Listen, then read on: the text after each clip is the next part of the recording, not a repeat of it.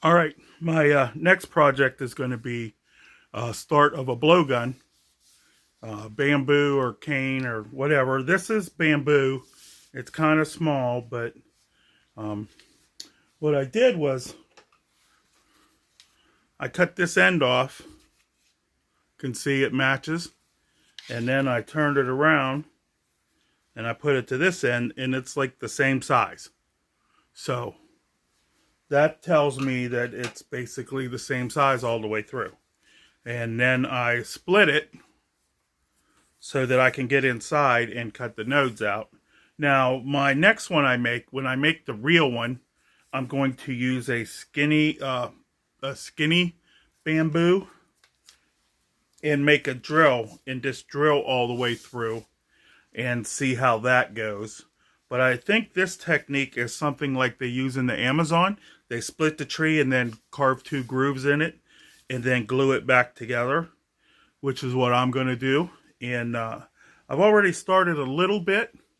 Like I said, I split it and I picked out a flint flake and I dropped it. I always drop stuff on video. I don't know why. I dropped it, and let's see, which one did I actually start on? I started on this one. And I'm just scraping the pith out.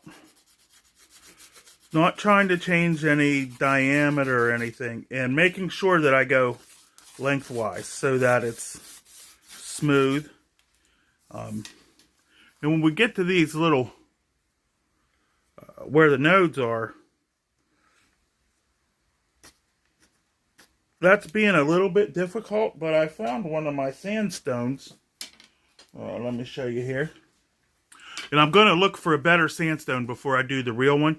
But you see how it's got this rounded over looking part? It's actually grinding these nodes out.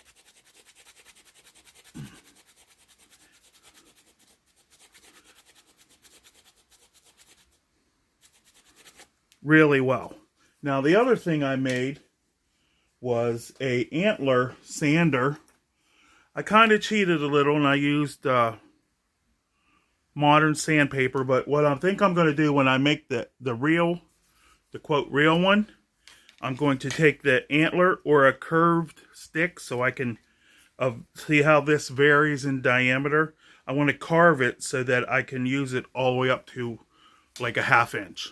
And then I will put pine pitch. I'll melt pine pitch on it and dip it in sand. And then that will be my sander. And I'm really looking forward to this project. But with this, you see, if I make a thing to sand like that, it works this out really fast. And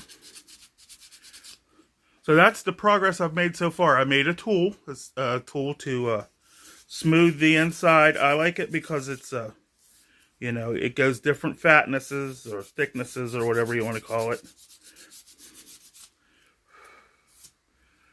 So, and then once I do all that, I'll take this and I'll bind it back together. What I'll do is I'll take pine pitch glue and I'll put a little bead on both sides of this. And then I'll bind it together. And I'll heat it a little bit and it'll stick together. Heat it a little bit and it'll stick together. Heat it a little bit and it'll stick together. All the way down till I got one piece. And then I might bind it just to keep it from, because it'll flex. If it happens to break that pine pitch glue, like I lean on it or something, it comes loose. I don't want to have to take it all apart. But you can actually just reheat it and glue it back together with pine pitch glue.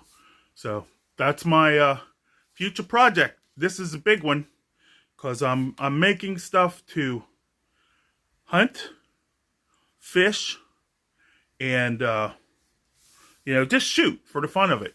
And that's going to be like a lot of my emphasis anymore because there's so many flint knapping channels, and I really only like to make you know, little hunting points like this. And I don't think that's very popular for people to watch, just making a point out of a flake and, you know, out of a rock,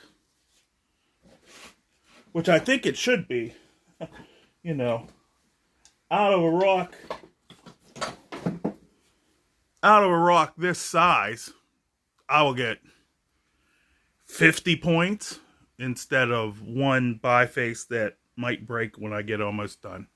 And that's, you know, I don't make points for just to make. I make them to use, to hunt with and stuff.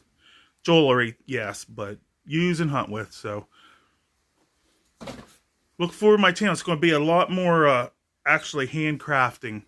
I'm going to clear my shop out. I'm going to throw a whole bunch of stuff away and make room and do some decorating. Make a fireplace kind of thing in here with the clay. Dig clay out of my hill and make one of them things people have in their backyard, put it right up through the ceiling, and you know, take this bench or that bench, one of the probably this bench on this side out, and move it over to the other side because there's trees and stuff on that side, and if I burn a fire, it'll you know, possibly catch the trees on fire in the summer. But if I put it on that side, there's nothing over there. I can just put it out, and that's what I'm going to do. And I'll be able to, you know, forge stuff because it's going to be a big clay in a old tire rim. It's going to be a big clay thing in an old tire rim. I'm going to have a hand pump blower that I make. And I got a giant tree stump that a guy gave me. I'm going to be, you know, making things like iron arrowheads, copper arrowheads, stuff that other people don't make, forged stuff, primitive knives, and still do some napping, but I'm getting away from the napping because I'm about so much more than napping. And napping's the easy thing to sit down and do. You know, you don't have to have good weather because you can do it like in a shed or under a tarp. You know, same here. I can do making primitive, you know, blow darts and stuff like that, and have fun shooting them. Now this has a curve, and I picked it because it has a slight curve, and I feel that when you shoot, if you have a slight curve, it lines it up more with your eyesight and puts it on an upward slope so that it automatically will aim you, you know, at a certain distance. When you put that front on the target, it will just go to that target, and we'll have to figure that distance out for every one we make, and that'll be part of the fun too. So thanks for watching. There's a lot of stuff coming up. Weather gets better, you know, that'll be that. Fishing a lot, hunting some invasive species of stuff at my on my farm, maybe like sparrows or something. And that's it. Have a good evening, and I'll see you later.